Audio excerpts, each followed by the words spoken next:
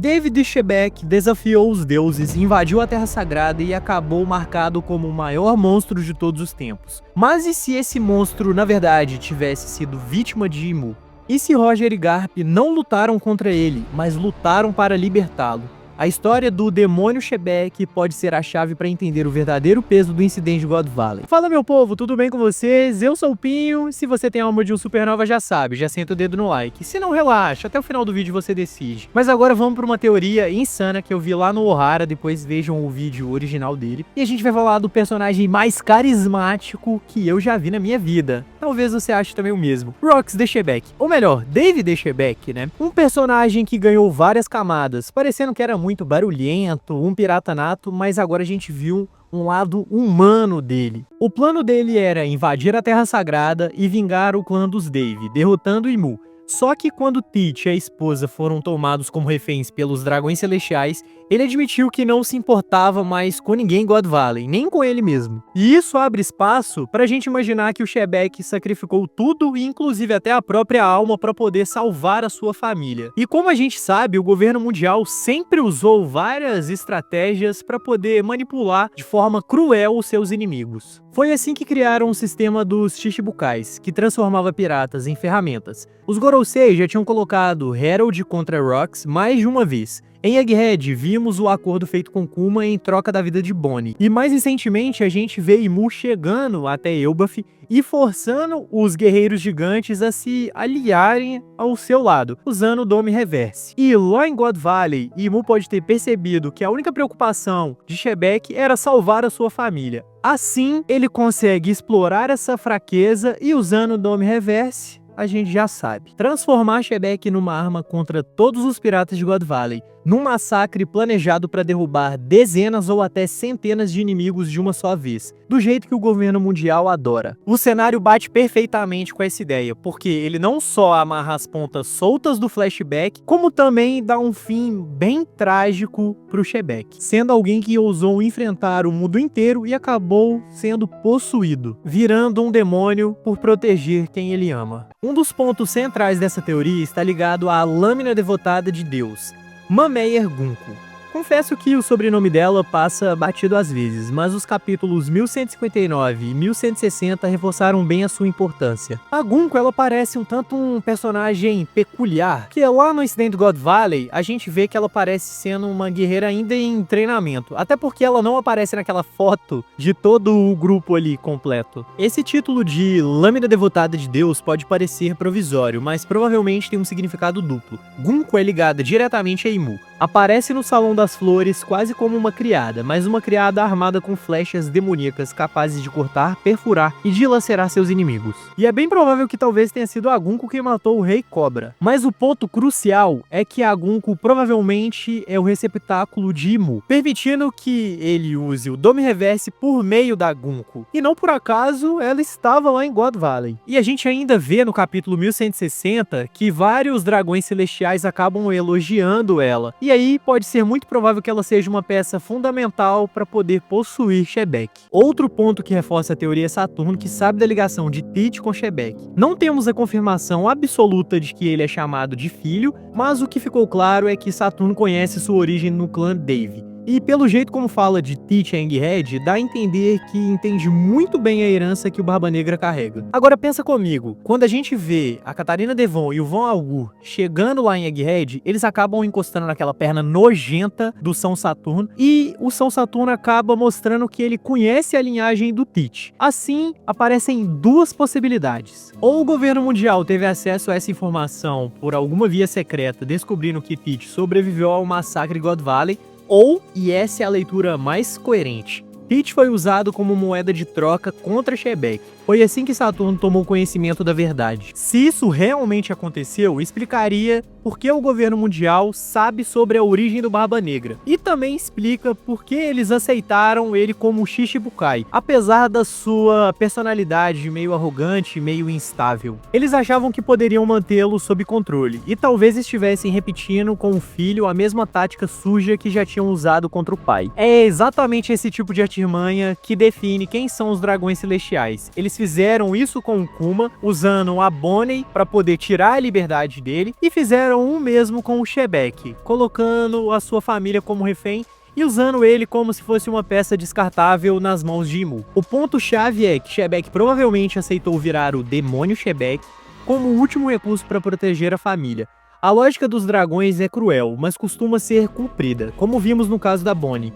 Então faz todo sentido que tenham prometido a segurança de Teach em troca de ele se render ao Dome Reverse. Isso acaba dando um final trágico e épico ao mesmo tempo para o personagem. O homem que virou lenda em One Piece, comparável até mesmo a Nick Joy Boy, mas com um final completamente trágico. Shebek sempre foi tratado como uma figura mitológica, e cada revelação só reforçou essa aura. A cada capítulo em que ele apareceu, ficou mais claro que não era um vilão genérico, mas sim alguém bruto, verdadeiro e incrivelmente carismático. Faz sentido imaginar um fim épico desse.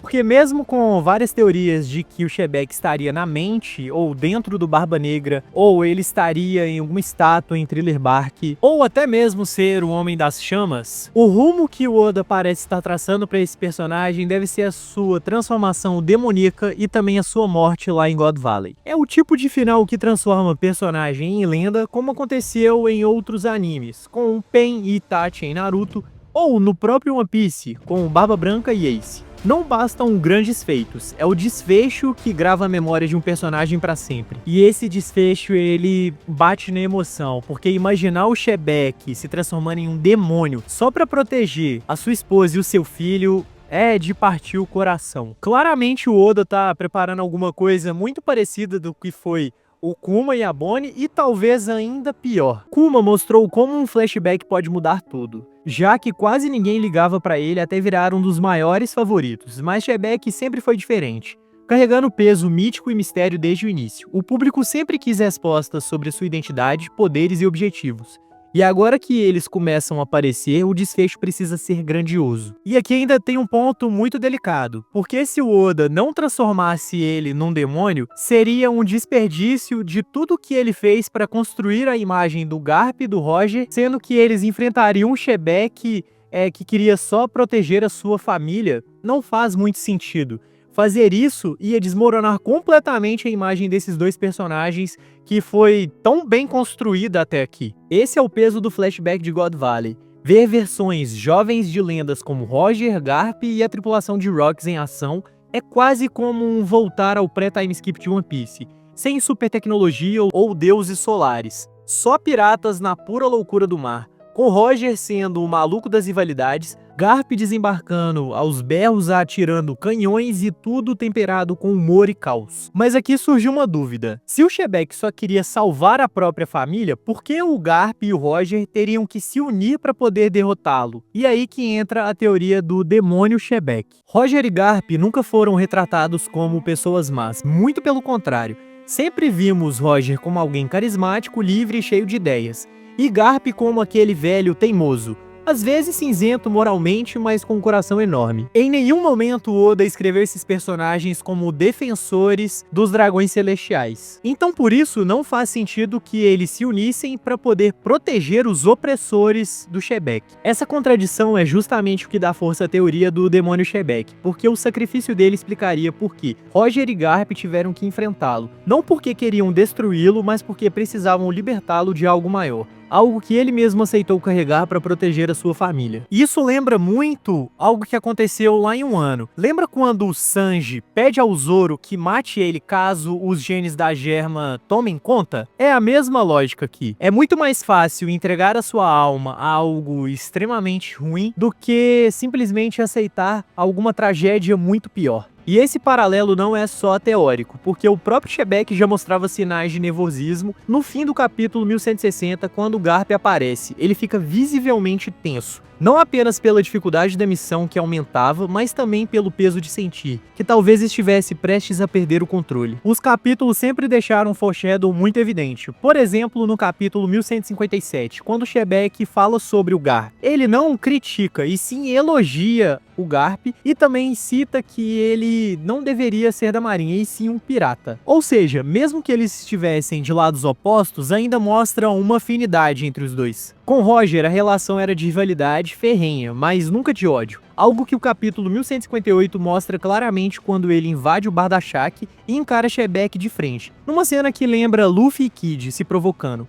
Disputam com intensidade, mas sem a intenção de exterminar um ao outro. E não tem nada que indique que tanto Roger, o Garp ou o Shebeck fossem assassinos. E no caso do Shebeck, a própria atitude dele mostra isso, porque ele recrutou todos os seus tripulantes a partir de Dave Backfights, e o caso do almirante que foi mostrado lá no início do flashback foi um ponto isolado. Ou seja, não existem outras evidências de que ele seria um assassino e tenha matado outros piratas. O fim de Shebeck precisava ser diferente porque não fazia sentido ele cair como um qualquer pirata derrotado. Em God Valley estavam em jogo sua vida, suas escolhas e até sua alma. E se o Dome Reverse realmente o dominou, então Roger e Garp tiveram que matá-lo, não como rivais, mas como aliados, no último gesto de compaixão. É bem possível que existisse um certo tipo de irmandade semelhante ao do Luffy, Ace e Sabo, mas aqui foi muito distorcida pelo destino, porque o Garp seguiu como marinheiro, o Roger como um pirata e o Shebeck já foi por um caminho muito mais extremo. Era como uma irmandade do clã dos D, só que foi desfeita pelo destino de cada um, mas que ainda assim tem vários pontos em comum. No fim das contas, todos eram unidos pelo mesmo ponto em comum, o D no nome. Marca que sempre indicou pessoas que se colocam contra os deuses e as engrenagens de poder. Se Shebeck realmente virou um demônio, não foi por maldade, mas porque acreditava que Roger e Garp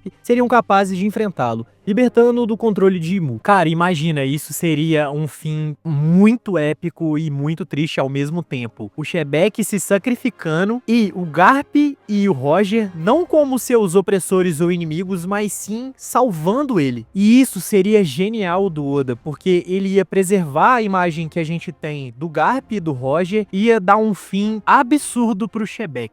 O que também fortalece esse raciocínio é o arco em que o flashback acontece, porque não é à toa que a história de God Valley é revelada em Elbaf. Na prática, não se trata apenas do passado de Rox, mas do flashback de Loki sobre Harold e seu pai. E o rei Harold acabou ficando entre duas escolhas, e ele preferiu não seguir com seu amigo, não enfrentar os Cavaleiros Sagrados e não ir até God Valley. E essa decisão foi o que abriu o caminho para sua ruína. E o Oda acaba nos mostrando como que essa escolha acabou trazendo todo o arrependimento que ele carregou durante toda a sua vida, tentando carregar o papel de rei com todas as correntes que o governo mundial impunham sobre ele. No capítulo 1158, a gente vê Harold tentando matar Rox, e isso acontece justamente porque recebeu um ultimato dos Gorosei, acreditando que, ao escolher o lado do governo, salvaria o seu povo. Na prática, apenas abriu mão daquilo que realmente importava, a lealdade do amigo e a chance de se opor à tirania. Esse ponto é essencial, porque mostra como Imu e os Gorosei têm a habilidade de manipular as pessoas e fazer com que elas lutem entre si. Assim, o rei Harold acaba sendo pressionado para lutar contra o próprio amigo Shebeck. E isso abre espaço para o que a gente vai ver a seguir. Shebeck confronta Harold dizendo que ele estava sendo manipulado, que o governo mundial transformava pessoas em escravos, brinquedos e peças descartáveis. E em um dos momentos mais intensos solta a pergunta: